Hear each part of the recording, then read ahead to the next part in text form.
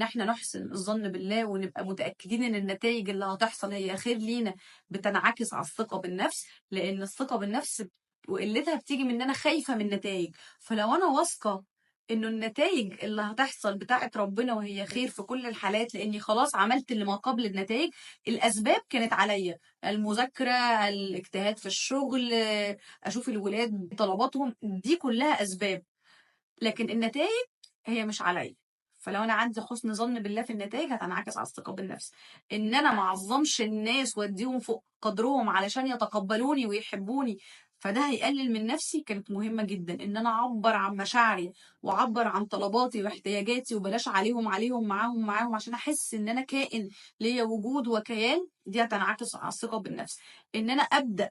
وإن أنا ما افضلش قاعد في الcomfort zone، وإن أنا أبقى عارف إن الثقة بالنفس هي مُكتسبة وبتُبنى خلال الحياة، فإن أنا لازم أقوم وأجرّب